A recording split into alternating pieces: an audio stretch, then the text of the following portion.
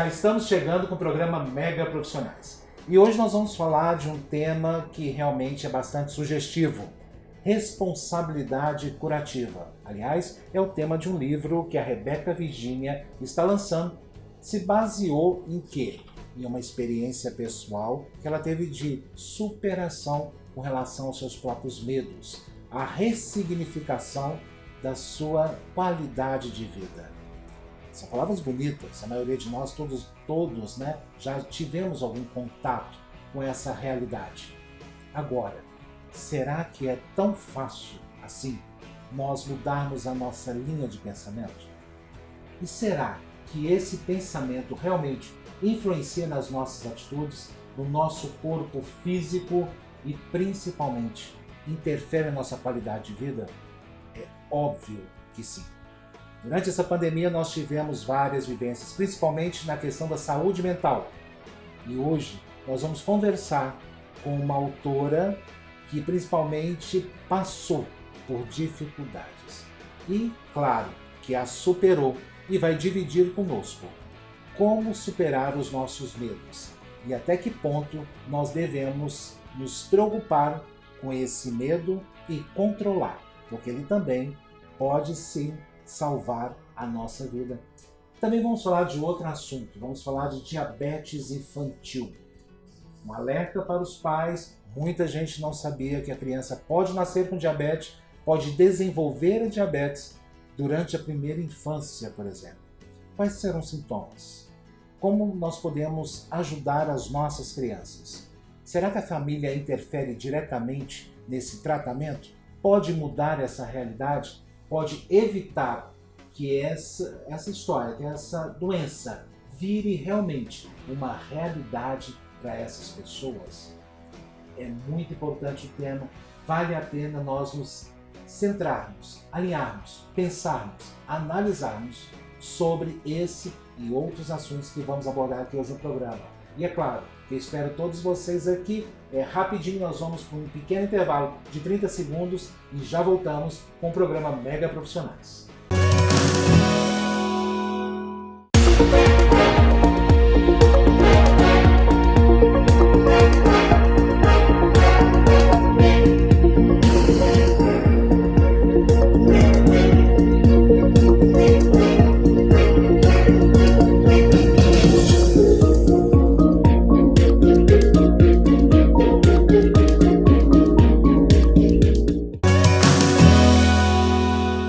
Já estamos de volta e, aliás, eu vou iniciar esse bloco falando uma frase de Albert Einstein que se aplica muito nos dias de hoje e vale a pena para que nós possamos entender o nosso processo e, principalmente, buscarmos uma melhora da nossa vida.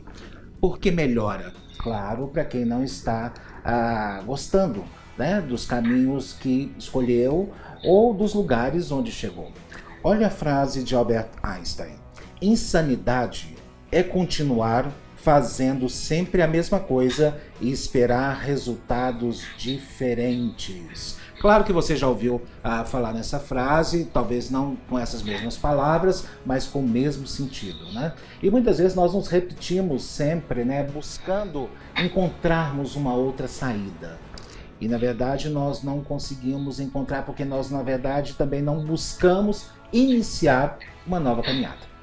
Eu vou conversar agora com a Rebeca Virginia, ela que escreveu o livro Responsabilidade Curativa, que fala justamente de um exemplo dela própria, de vida, que ela resolveu mudar principalmente a forma de pensar e de tratar-se.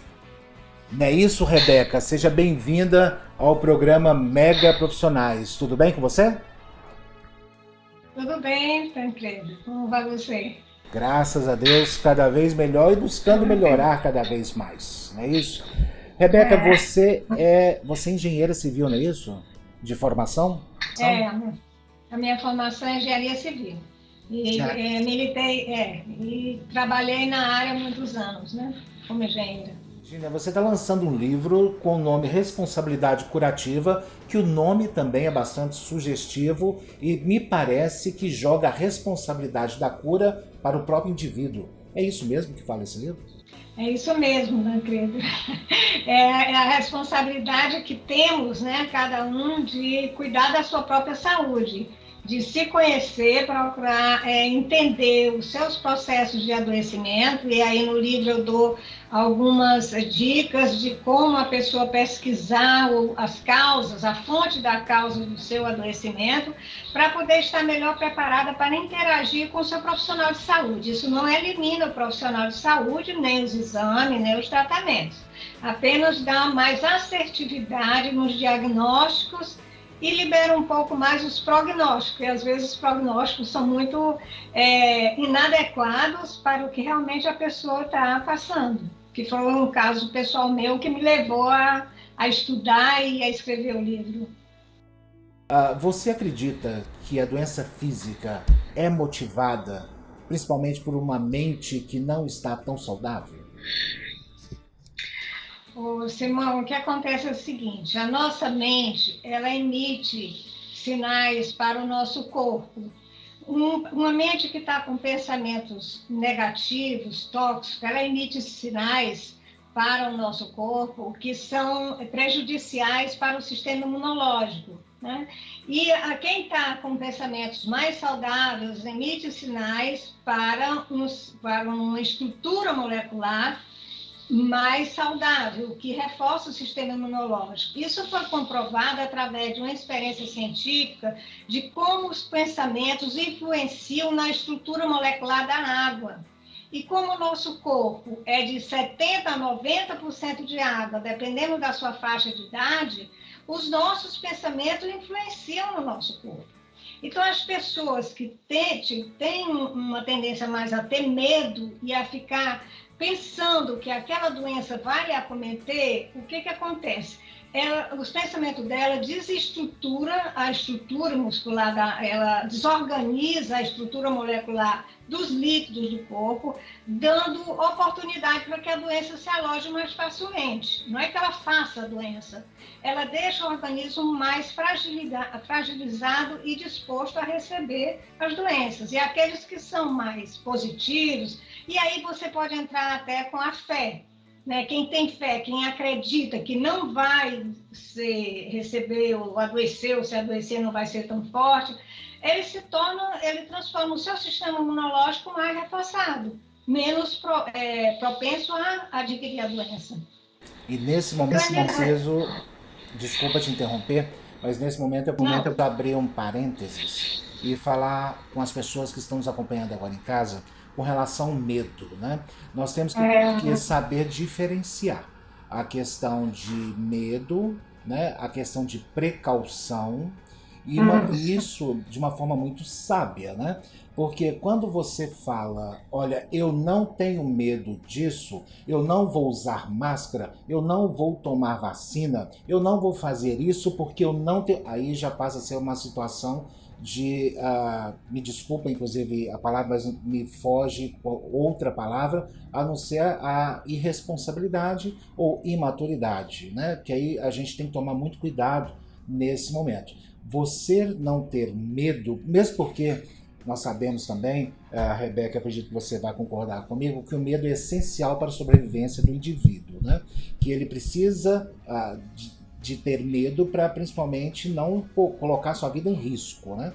Agora, esse medo ele tem que ser dosado, né? De uma forma responsável também, né?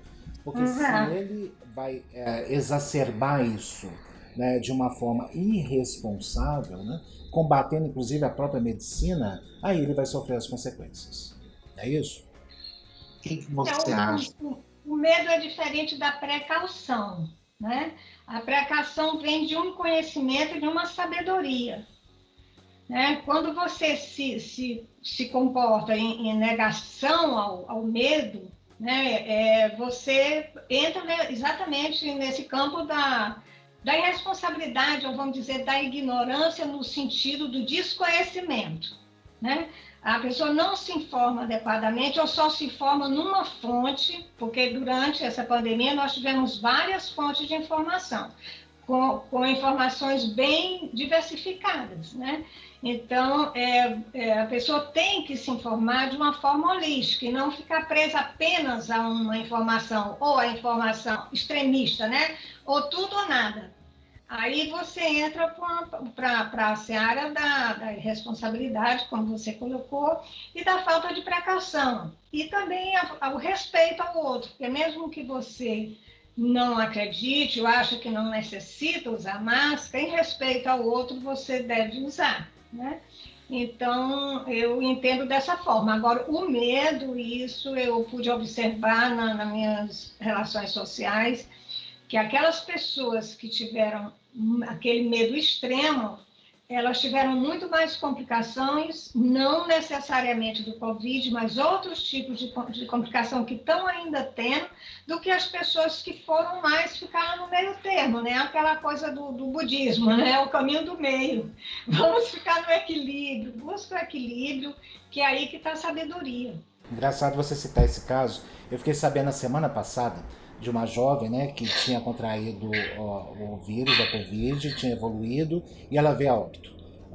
Eu conversando com uma amiga dela, jovem, né, muito jovem, isso já tem um tempo, não foi agora não. Foi, eu acho que no início do ano. E conversando com uma amiga, ela falou o seguinte: olha, a fulana que morreu, não vou citar o nome porque eu não tenho autorização para isso, mas a fulana que morreu, ela sempre falava com a gente que ela não podia pegar Covid, que se ela pegasse Covid, ela ia morrer. Eu falei, como é que é? Ela falou, ela falava para todo mundo sabe disso. Ela falava, eu não posso pegar Covid, porque se eu pegar Covid, eu não vou aguentar, eu vou morrer. E ela não tinha comorbidade nenhuma. Ela contraiu o vírus e veio a óbito rapidamente, né?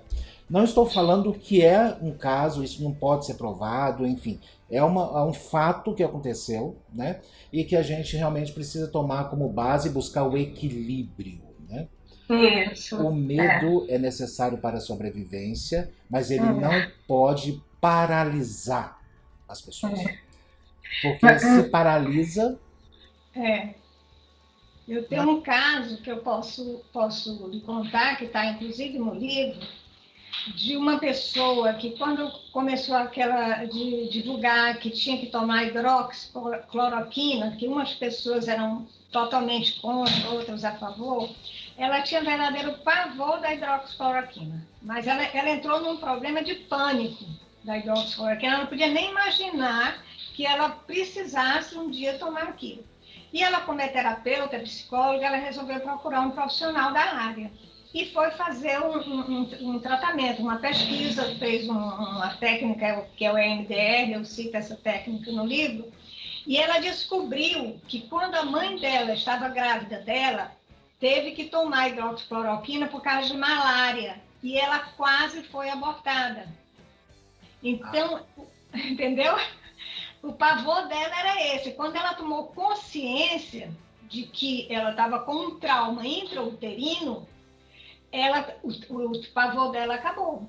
Ela continuou até com restrições da hidroxicloroquina, mas ela não tinha mais pavor e não entrava em pânico, entendeu?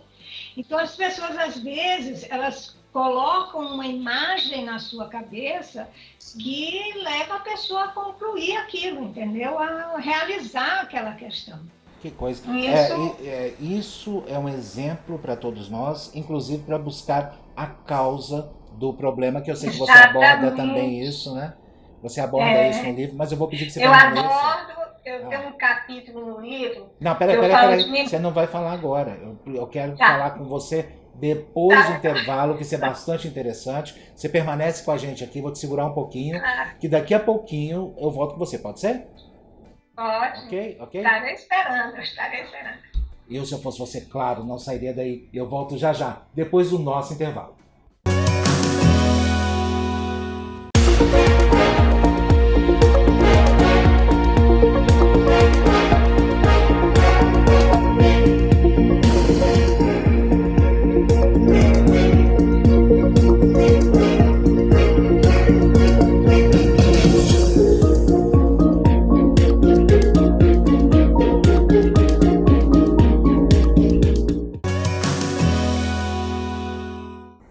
Estamos de volta e para você que acabou de chegar, hoje eu estou falando sobre responsabilidade curativa, que aliás é o tema do livro da escritora Rebeca Virginia, que relata alguns fatos que aconteceu com ela, principalmente quando ela mudou a forma de pensar. Ela mudou a forma de entender como a doença estava acometendo ela e, claro, ela também cita no seu livro todas essas experiências, todos esses passos. Agora, o que ela fala também no livro é buscar da onde vem alguns traumas, alguns medos, alguns receios que paralisam as pessoas. Inclusive, vamos voltar para o seu livro, tá? A responsabilidade curativa baseada na sua experiência. Muita gente está perguntando em casa, né? Inclusive eu sei que vocês inclusive acessam também a internet junto com o programa. Quero agradecer a todos os nossos internautas que nos acompanham também online, simultâneo aqui a exibição na TV. Muita gente também já deve aí estar pesquisando, né? O que Rebeca viveu. O que foi que aconteceu com ela, o que aconteceu, ela teve um acidente, ela teve alguma experiência pós-morte, como é que é isso, o que te motivou a escrever esse livro? Bom, como eu falei, eu sempre tive uma saúde muito boa, né? A minha vida toda, mas quando chegou, vamos dizer, lá eu estava fazendo 70 anos, um pouco antes dos 70, eu comecei a aparecer com um monte de doença, né? Eu estava num momento de inflexão profissional, porque eu tinha acabado um grande projeto de engenharia, que eu participei aqui da construção de uma mini-cidade aqui em Brasília, para 8.000 habitantes, com equipamentos comunitários e tudo. Então, eu estava findando um projeto e eu tinha que repensar minha vida, o que eu ia fazer dali para frente. E coincidiu nesse momento de eu aparecer com uma série de doenças, né? Aí apareceu pedra no rim, apareceu nódulo na tireoide, apareceu artrose, a tal da artrose, que foi o que me fez, e apareceu inflamação na fáscia da perna, enfim, foram aparecendo e eu fui fazendo os meus exames. E sempre entendi que as doenças tinham muito a ver com o que a gente pensava, com o psicológico. E, coincidentemente, estava abrindo um curso aqui de especialização em psicologia junguiana, né, analítica. Eu fiz o curso e comecei a pesquisar o porquê da razão dessas minhas doenças, né? Eu estava indo a reumatologista e fazendo aplicações no joelho. E aí ela disse que já não tinha condição mais de fazer essa aplicação, porque eu já tinha feito 3, tinha corticoide, então eu tinha que pensar numa prótese para o joelho. E eu não fiquei conformada com isso. Fui fazer um curso também da medicina germânica, nova medicina germânica, participando de grupos de constelação familiar, fui estudar epigenética. E aí a ficha para mim caiu, que era uma questão, a história é comprida, está bem contada no livro, está cheia de detalhes, mas para mim ficou claro que era um problema de baixa autoestima, porque a autoestima da gente, quando você tem baixa autoestima, você leva a destruir tecidos, né? Então você começou a destruir as cartilagens, né, os tecidos do joelho. Por isso eu fui tendo essa artrose. Na hora que eu entendi isso, eu comecei a ficar boa. As dores foram passando, eu não tomei anti-inflamatório, porque eu sou não gosto de tomar remédio, então eu não tomei anti-inflamatório, nem antibiótico, mas fiz fisioterapia. Fisioterapia, eu acho que ela não dá para você abrir mão. E como é que você está de saúde hoje? Isso tem quanto tempo? Isso foi nos anos 70, quando eu tinha 70 anos, mais ou menos. Esse ano eu faço 75, faz uns 5 anos. Mas, olha, eu participei também de um congresso de saúde quântica, onde eu tive contato com a física quântica. E fiz uma formação em ativismo quântico com o Amit Goswami, que é vamos dizer assim, a maior autoridade em física quântica na área espiritual no momento. e com o Deepak Chopra. Aí eu fui entendendo como é que o pensamento, como é que as decisões da gente interferem no nosso sistema de saúde. Isso tudo contribuiu, entendeu? Certo, mas hoje, como você está? Eu estou ótima. E o joelho? Eu estou ótima. O joelho? O joelho, olha, eu tinha dado, porque a médica disse que eu não ia mais usar salto alto. Eu sempre gostei de salto alto. E aí eu dei meu salto alto, fui usar um sapatinho baixo, botei um salto alto no brechó para vender, depois eu fui lá, peguei tudo de volta, estou ótimo. Eu não tenho plano de saúde, porque eu cheguei à conclusão que que eu não estava sendo tratada como uma paciente, eu estava sendo tratada uma situação mecânica local, que no meu caso é diferente de outros. No meu caso não pode ser entendido como para todo mundo. Por exemplo, uma pessoa que pratica esporte de impacto, tênis, ela vai ter problema no joelho e não é psicológico, é por causa do problema dela de um esporte que tem impacto. A pessoa que teve um acidente quebrou a perna, uma coisa que teve uma contusão no joelho, é diferente do meu caso. Então, por isso que a pessoa tem que se conhecer, porque cada caso é um caso. Você não pode pegar um caso e tratar todos da mesma forma, entendeu? Então, a base do seu livro está muito em cima disso, né? A pessoa fazer uma autoavaliação e ver aonde que está o problema. Levando várias correntes do conhecimento. Ela tem que entender várias correntes do conhecimento para entender o caso dela em particular. Ela entendendo o caso dela em particular, ela vai poder colaborar com o seu profissional de saúde, seja um terapeuta, seja um médico, seja um psicólogo, para poder os dois juntos conseguirem um tratamento que seja mais adequado para aquela pessoa, para aquele caso, e não generalizar. Então, quando eu vi que eu não estava sendo tratada como uma pessoa, mas como uma doença específica, eu achei que o plano de saúde não tinha nada a ver comigo, entendeu? Aí eu cancelei meu plano de saúde e estou há 2015, 7 anos sem plano de saúde. Aí eu pego o dinheiro do plano de saúde e vou viajar. Lembrando mais uma vez que cada caso é um caso, cada indivíduo é uma forma, né? Tem uma forma de agir, de pensar, e você é bastante corajosa, viu? Parabéns! Parabéns pela sua coragem, parabéns pela sua determinação, né? E você revelou a idade, então eu vou poder repetir. Você tem 75 anos e está muito bem, né? Você está muito tranquila, está muito bem. Que bom que você pôde dividir a sua experiência e principalmente nos levar a refletir melhor sobre as nossas atitudes, o que nós estamos fazendo conosco mesmo, né? E o que a gente realmente quer colher isso no futuro. E trazendo a responsabilidade para nós mesmos, né? Não adianta a gente querer terceirizar isso aí para o outro, né? Que não vai funcionar. Conversei aqui com Rebeca Virginia, ela está lançando o livro agora, Responsabilidade Curativa. Muito obrigado pela sua simpatia. É uma pena que a televisão passa o tempo muito rápido, mas com certeza eu sei que vamos conversar mais. A esse respeito e mais conteúdo. Obrigada. Namastê. Sucesso para nós e muita paz para você também. E daqui a pouquinho, depois do intervalo, nós vamos falar sobre outros assuntos, sobre outros temas igualmente importantes. Claro que conto com a sua participação. É rapidinho. Daqui 30 segundos a gente está de volta. Já, já.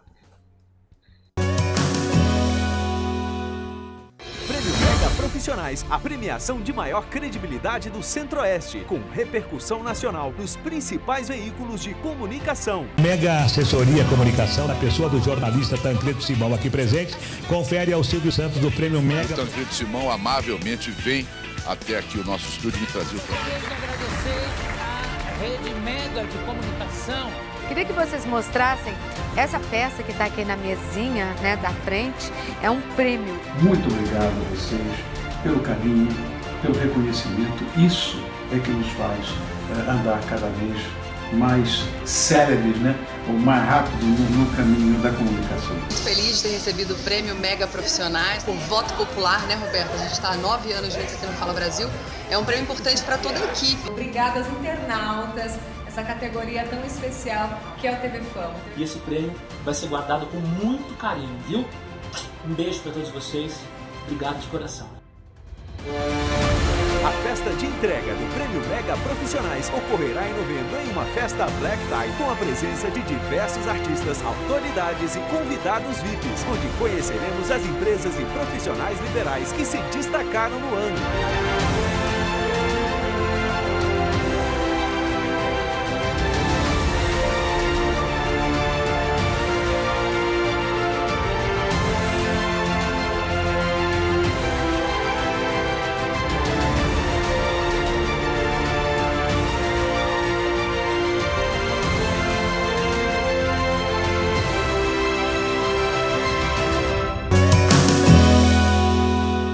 Já estamos de volta e agora nós vamos falar de um assunto muito sério, muito preocupante, que poucas pessoas têm o conhecimento necessário para identificar: o diabetes na infância.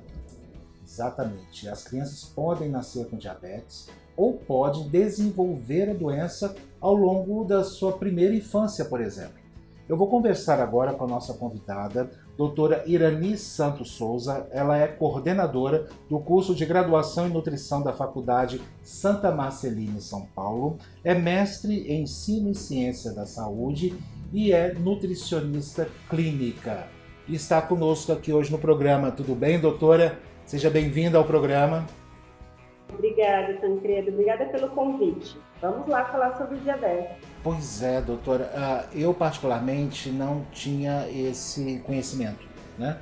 Que o diabetes sim pode acontecer na infância e as crianças podem nascer com diabetes. Nesse caso, seria hereditário, doutora? Sim, na verdade essa criança já nasce com esse diabetes tipo 1. Pode até ser desenvolvido por uma obesidade materna, né? Então a mãe ganhou muito peso e essa criança pode nascer maior do que o tamanho normal e pode cursar com diabetes tipo 1, sim. Ou ela pode, ao longo da sua infância, desenvolver o diabetes tipo 2. E aí tem a ver com a questão de hábitos alimentares e estilo de vida. Ou seja, obesidade, não é isso? A obesidade também pode motivar o aparecimento de diabetes, né? Sim, e nos preocupa muito atualmente essa história da obesidade infantil, porque as crianças estão acima do peso por maus hábitos alimentares, por sedentarismo, e isso vai levar a diversas patologias, como hipertensão, como aumento do colesterol, e entre elas também tem a diabetes, e aí seria a diabetes tipo 2. Bom, eu vou ter que chamar para o meu caso em particular, um exemplo meu, né? Eu nasci gordinho, né? Eu sou da família do parte do meu pai, que realmente tem pessoas mais gordinhas, né? E tem obesos também. Então eu nasci gordinho, cresci a minha primeira infância toda gordinho, porque eu também eu estava no momento da geração onde a criança saudável era a criança gordinha, né? A criança tinha que estar gordinha, senão ela não era saudável. Então eu vim daquilo ali também, né? Mas também, né, já tinha também os hábitos alimentares ali não muito corretos na primeira infância.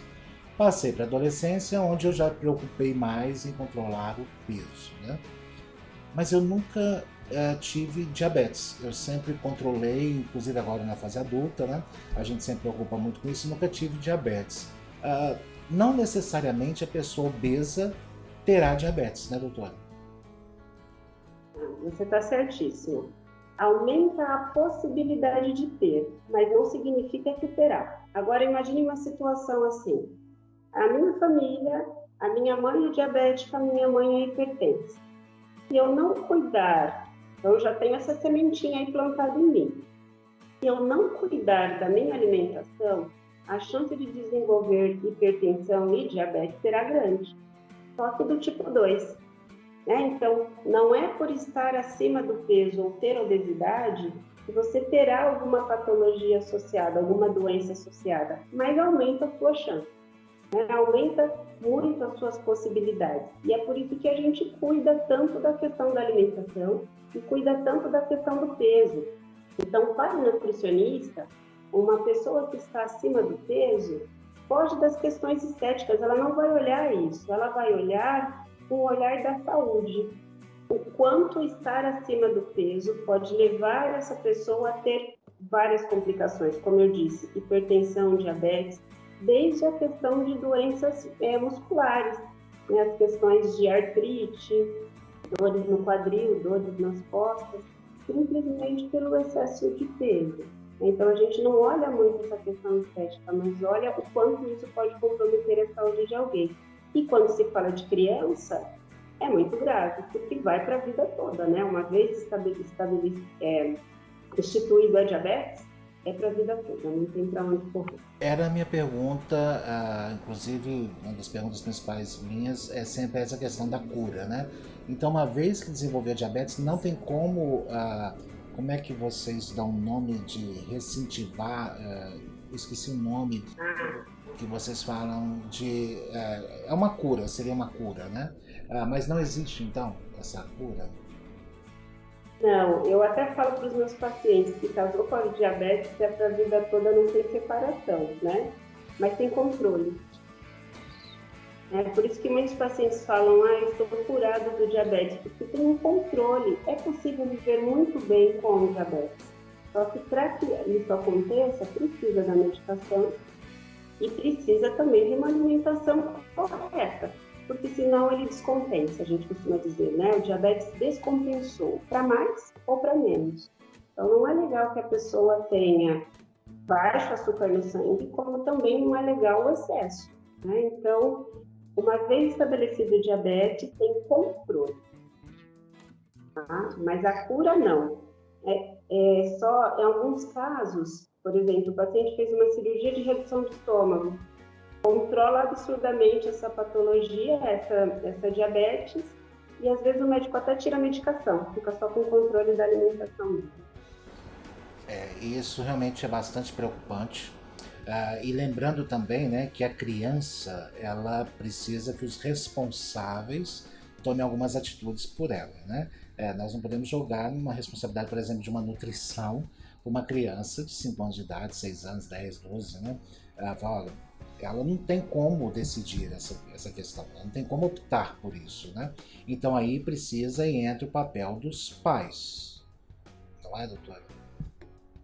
Durante a consulta, eu sempre, dependendo da idade da criança, eu sempre faço a consulta me referindo à criança, né? Então, eu preciso que ele entenda a necessidade da melhora daquela alimentação. Mas eu sempre me refiro aos pais, aos responsáveis, que ele precisa de ajuda. Não é possível mudar o hábito alimentar de uma criança se não mudar o hábito alimentar da família. Se uma criança está acima do peso, é porque o hábito alimentar da família o tendenciou a isso. Então, eu preciso que a família toda abrace essa causa e comece a comer de uma forma adequada, até para controlar aquela patologia, né, da criança. Mas não adianta eu falar, olha, seu filho agora precisa de um prato colorido, bastante salada, legumes, arroz, feijão, e o resto da família comendo lanche. Fica muito difícil para que a criança consiga seguir e o resto da família não. Vocês estão ouvindo o que a doutora está falando, né, gente? Todo mundo participa. Todo mundo precisa estar envolvido com aquela criança. Que é muito difícil, doutor. Inclusive, eu vou citar mais uma vez um exemplo pessoal. Eu preciso citar esse exemplo meu com relação à alimentação, né? A minha mãe sempre foi uma pessoa muito preocupada, né? Principalmente por eu ser obeso, né?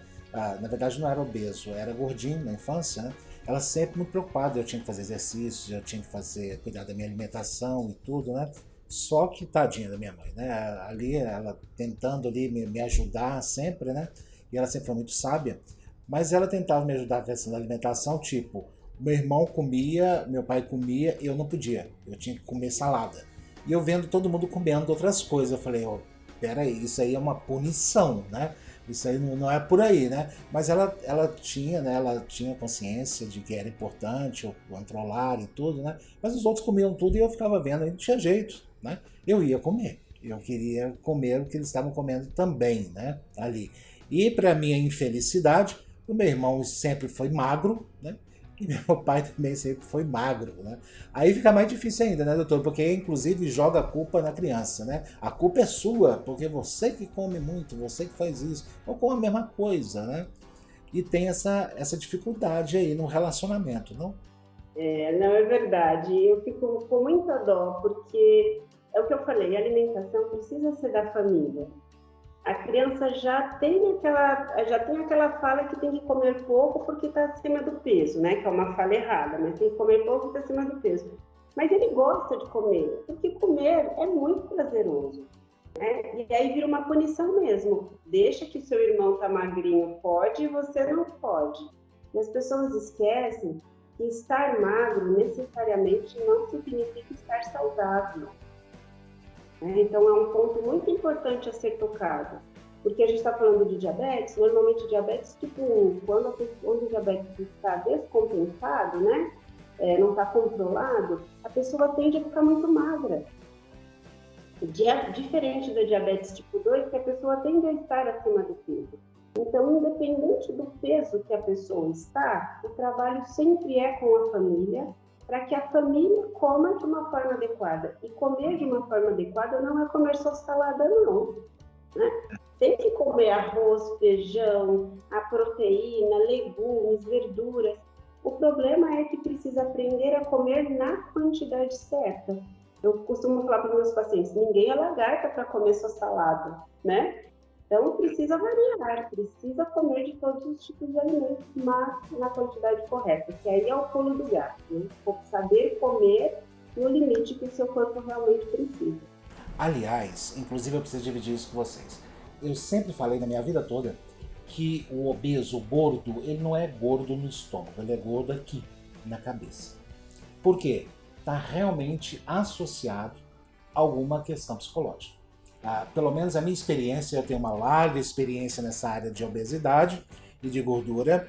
Eu sei que a maioria das pessoas, a grande maioria das pessoas obesas, elas não estão obesas no estômago, elas estão obesas na mente, na cabeça. Não seria ideal nós orientarmos também os pais com relação à obesidade na infância, buscarem um aconselhamento psicológico, doutora? Perfeito. A maioria das pessoas tem um pezinho atrás, sabe, em relação ao atendimento psicológico. E em todos os meus atendimentos eu falo da importância disso. Como você mesmo disse, as pessoas comem, né, por aqui, né, uma questão psicológica. E aí tem a questão da ansiedade, tem uma questão de uma fome que necessariamente não é do estômago, é uma necessidade de comer, né? Então está tentando matar a fome do quê? Né? Então, o trabalho do nutricionista com o psicólogo é perfeito, porque tem a ver com a questão da mudança do comportamento, da relação que se tem com o alimento. E a relação com o alimento tem que ser prazerosa, não punitiva. Eu não tenho que comer e depois ficar triste porque eu comi aquilo, porque eu fiz aquilo comigo. Eu preciso desse limite, e esse limite não está no estômago, esse limite está aqui, né? As questões psicológicas.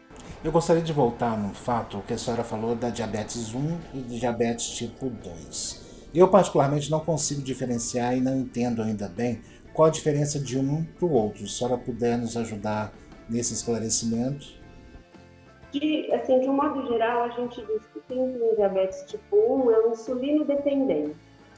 O corpo dele realmente não consegue produzir a insulina e ele precisa, então, fazer a injeção, né, dessa insulina. E o diabetes tipo 2 é controlado também por um medicamento que necessariamente não precisa ser a insulina. Independente dos dois casos, a intervenção da nutrição é necessária. Porque o que está acontecendo com esses dois pacientes, seja diabetes tipo 1 ou diabetes tipo 2? O corpo não consegue captar o açúcar que foi consumido. E ele fica circulando na corrente sanguínea e quando ele faz isso, ele traz N malefícios. Então, a diferença do diabetes tipo 1 é porque ele precisa tomar insulina para captar essa glicose. Diabetes tipo 2, ele tem muitas vezes uma produção insuficiente, outras que toma outro tipo de medicação. Diabetes tipo 1, a pessoa nasceu com essa deficiência. Diabetes tipo 2, isso foi desenvolvido por um estilo de vida inadequado, por maus hábitos alimentares, né? E aí entra também a questão da obesidade. Em ambos os casos, não tem cura? Em ambos os casos, tem controle. Consegue-se viver tranquilamente com diabetes. Mas precisa estar com a medicação, precisa estar com uma alimentação adequada. eu gostaria que o senhor detalhasse para a gente, rapidamente, né, algumas dicas de alimentação, mas eu vou te pedir que permaneça conosco aqui. Pode, sim, até já. Ok, daqui a pouquinho nós vamos ter dicas nutricionais de uma especialista. Como nós podemos, principalmente, melhorar a nossa qualidade de vida. Eu vou para o intervalo, volto rapidinho, 30 segundos. Fica com a gente.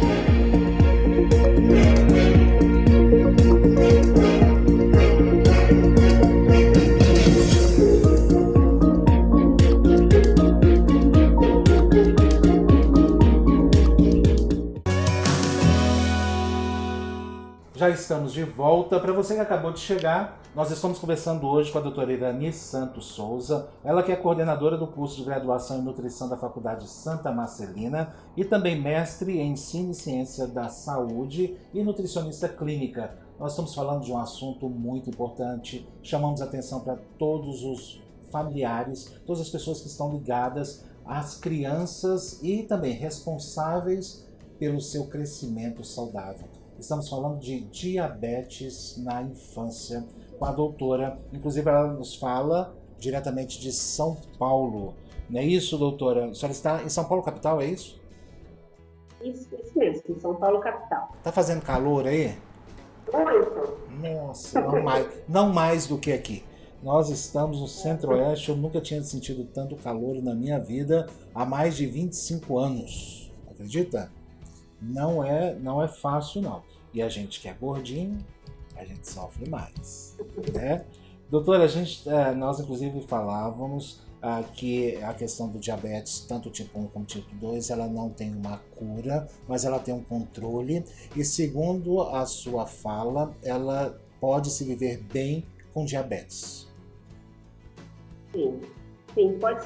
Eu digo que pode se viver bem com diabetes, porque se eu faço uso da minha medicação de acordo com o controle médico, né, prescrição médica, e tem uma alimentação adequada, vai viver a vida tranquilamente. É uma das alimentações, eu costumo dizer, mais saudáveis, porque o que diferencia nessa alimentação? Açúcar, né? Então, o diabético, ele não sabe o que fazer com esse açúcar, independente do tipo de açúcar, né? Existe uma carga muito grande na corrente sanguínea e ele não sabe o que trabalhar. E aí vai trazer os malefícios. Quais os malefícios? Na questão da visão, a questão renal, hepática, circulatória, cardiovascular. Então, N complicações porque o corpo não sabe o que fazer com esse excesso de açúcar. Quando eu falo de açúcar, eu falo não só daquele açúcar de adição, mas eu falo de todos os tipos de carboidrato. Mas o que é importante a gente falar aqui? Todo diabético deve e precisa do carboidrato. Só que ele precisa entender o quanto o corpo dele tolera. Então as pessoas falam assim, eu sou diabética, eu não posso comer macarrão? Deve comer macarrão. O problema é o quanto se pode comer daquilo. Então, se eu fiz um prato, vou ao jantar, fiz um prato, coloquei um macarrão, coloquei salada, coloquei um legumes, coloquei uma carne, tá tudo certo. É que normalmente quando a gente vai comer uma massa, a gente só quer comer a massa. E o diabético isso virá como uma sobrecarga. Então, é o controle. Lembrando também que todo carboidrato ao entrar no corpo, ele se transforma em açúcar, não é isso? Pão, enfim, né? Toda a massa ali, ele entra e se transforma em açúcar. Sim, ele entra e se transforma em açúcar, mas o meu corpo precisa. O meu cérebro funciona com glicose, que é esse açúcar. Então, o meu corpo precisa. Só que o excesso é que para mal. Por isso que para o diabético a gente pede para que ele evite ou retire da sua alimentação o açúcar. Açúcar todos os tipos, né? Então vou fazer um bolo, não coloco açúcar, coloco um adoçante, né? Por quê? Porque esse açúcar vai imediatamente para a corrente sanguínea. É como se eu tivesse um balde despejando, né, esse açúcar na corrente sanguínea. Diferente se eu comer um pão. porque vai entrar no processo de digestão e vai cair na minha corrente sanguínea lentamente. É por isso que a gente indica o uso de carboidrato com fibra, porque o despejar do açúcar na minha corrente sanguínea será bem devagar, bem lento, diferente se eu comer um brigadeiro, vai direto para a minha corrente sanguínea. Mas mesmo com a medicação, não é aconselhável que ele coma, por exemplo, o brigadeiro? Então, com a medicação, o que a medicação vai fazer? Vai fazer com que esse açúcar que está circulando na corrente sanguínea consiga ser absorvido, para não trazer nenhum malefício. Ele pode comer, por exemplo, fui numa festinha, estava com tanta vontade de comer o brigadeiro, posso comer? Posso, mas existe uma quantidade que o nutricionista vai recomendar, porque senão ele vai ter uma sobrecarga, a medicação não vai dar conta.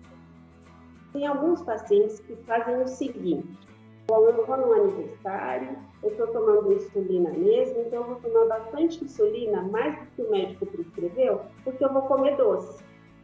Aí o que acontece? Sobe o açúcar no sangue e ele cai de uma vez e ele começa a passar mal. Então, toda medicação tem um controle com base na alimentação que o paciente consome. Não dá para ele fazer o uso da medicação do jeito que ele quer. Alguns pacientes que têm clareza da sua patologia e do seu dia a dia, a gente faz o que chama de contagem de carboidrato. Eu vejo quanto ele consome de insulina e aí eu digo, então você pode comer tanto de carboidrato. Então ele pode ir para a festinha e comer um brigadeiro, porque ele tem esse controle. A maioria das pessoas não conseguem fazer esse controle. Então o que a gente diz? Vá na festinha, consuma um alimento que tem que consumir, mas cuidado com alimentos que têm açúcar. Então evite refrigerante com açúcar, prefira os diets. Né? Antes de ir para um aniversário, se alimente para que não vá para lá e coma doce, coma bolo em excesso. Quer comer, come um pedacinho de bolo, matou a vontade, acabou, não vai dar para repetir. Porque isso vai fazer, mesmo com a medicação, que o açúcar no sangue suba demais e ele vai passar mal. Doutora, só da senhora falar, eu já fiquei aqui cansado com essa questão do controle, né? Da contagem, tudo. Parece que é uma vida assim, bastante restritiva, né? Essa questão com diabetes. Não é. Vou imaginar o almoço de um paciente diabético, tá bom? Arroz, feijão, carne, legumes, verduras e uma fruta. Não tem restrição aí, né? É que quando a gente fala da questão do açúcar, a pessoa fica pensando que ela não pode comer doce. Mas na vida normal, não é legal para ninguém comer doce em excesso. O diabetes não é. Né? Então, a gente acaba focando. Nossa, mas eu não vou poder comer uma bolacha recheada. Essa bolacha recheada não é bom para ninguém. Não deveria fazer parte da despensa da minha casa. Né? Então, se a gente focar no que não pode, fica grande demais. Então, eu sempre foco para os meus pacientes do que pode. Olha quanta coisa você pode. Café da manhã, tomei o meu leite com café, comi a minha frutinha, comi um pãozinho, pode? Pode. Nossa, mas e o meu doce? Daí não serve para ninguém o doce, mas pode. Vamos comer um pedacinho depois do almoço, porque aí ajuda no controle glicêmico. Coma fruta, prefira a fruta ao doce. E a gente sempre vai trabalhando no que pode, na potencialidade, e não no que não pode. A senhora acaba de falar de uma chave fundamental para quem é obeso. E, aliás, vou dividir isso com vocês mais uma vez. Quando você fala para um obeso que ele não pode comer, aliás, quando já fala em dieta, fala em regime, né? Antigamente falava regime. Você tem que fazer um regime, você tem que fazer uma dieta. Automaticamente nós líamos dieta, regime, restrição, não pode, eu não vou fazer. Porque o não pode vem com aquele carimbo, né? Sofrimento. Exatamente. É assim que pensa a maioria dos obesos. né? Não pode, restrição, deve fazer regime, deve fazer dieta, associa-se a dor, a sofrimento, a restrição, a estar fora do convívio social, e ali vai outras questões psicológicas, né? E quando a senhora fala pode e pode, desbloqueia. Às vezes, inclusive até eu postei isso nas redes sociais, as pessoas acharam muito engraçado e tudo, né? Nossa, eu tô reclamando demais porque eu não tô podendo sair, não podendo ir em festa. Não que eu ia, porque eu não gostava, mas eu odeio que me proíbam de alguma coisa, né? Eu postei isso, né? E as pessoas brincavam muito, né? Acharam muito engraçado isso, mas é uma verdade, entre aspas, né? Essa questão aí. Mais uma vez esbarramos na questão psicológica, né?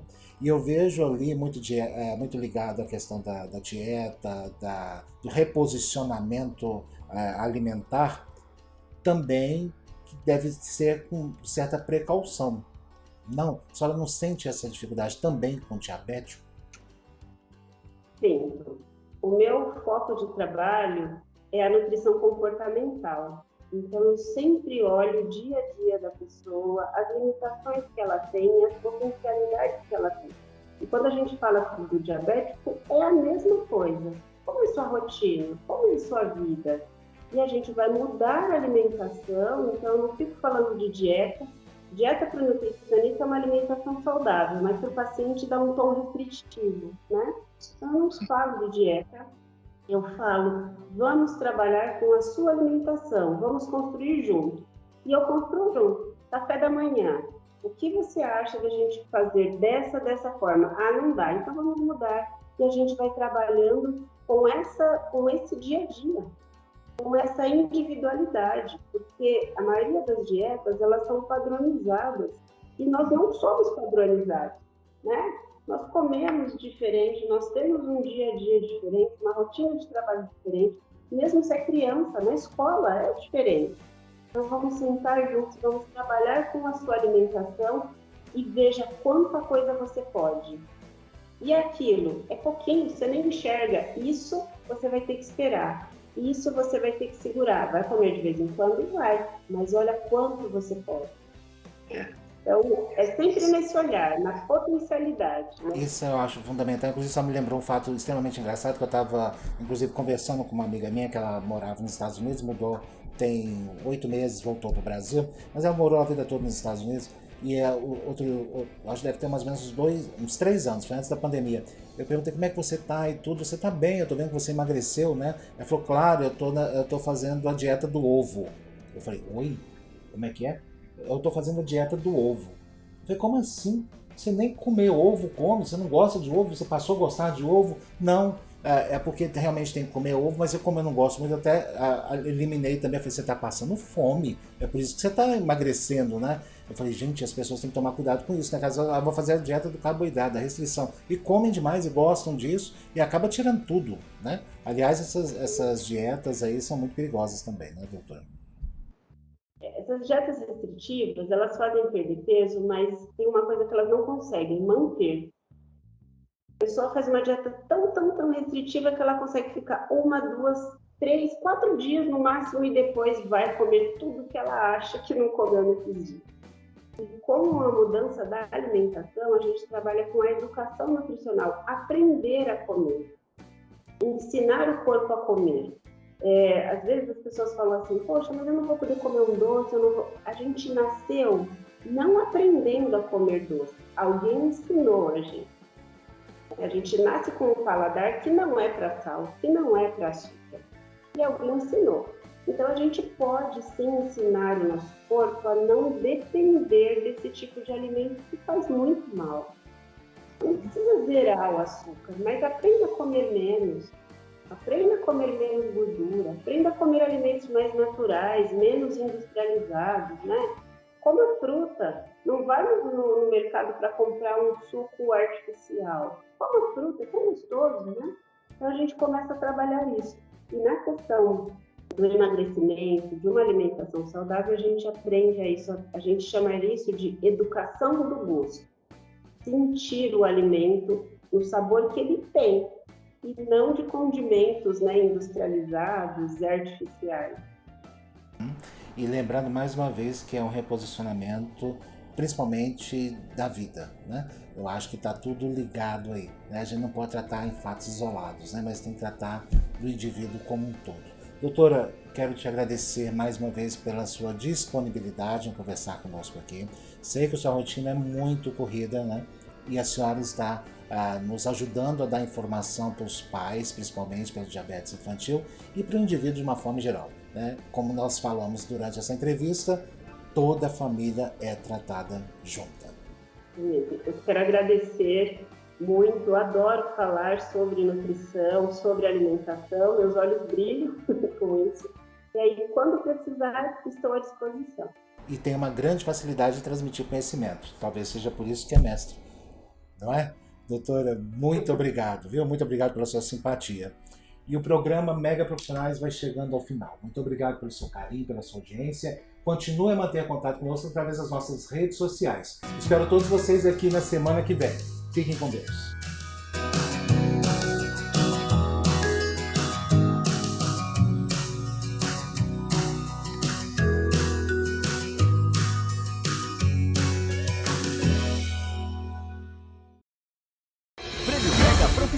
A premiação de maior credibilidade do Centro-Oeste, com repercussão nacional nos principais veículos de comunicação. Mega Assessoria Comunicação, na pessoa do jornalista Tancredo Simão aqui presente, confere ao Silvio Santos do Prêmio Mega. O Tancredo Simão amavelmente vem até aqui o nosso estúdio me trazer o programa. Quero agradecer a Rede Mega de Comunicação. Queria que vocês mostrassem essa peça que está aqui na mesinha, né, da frente, é um prêmio. Muito obrigado a vocês pelo carinho, pelo reconhecimento. Isso é que nos faz andar cada vez mais céleres, né? Ou mais rápido no caminho da comunicação. Feliz de ter recebido o Prêmio Mega Profissionais por voto popular, né, Roberta? A gente está há 9 anos juntos aqui no Fala Brasil. É um prêmio importante para toda a equipe. Obrigada aos internautas, essa categoria tão especial que é o TV Fama. E esse prêmio vai ser guardado com muito carinho, viu? Um beijo para todos vocês. Obrigado de coração. A festa de entrega do Prêmio Mega Profissionais ocorrerá em novembro em uma festa Black Tie com a presença de diversos artistas, autoridades e convidados VIPs, onde conheceremos as empresas e profissionais liberais que se destacaram no ano.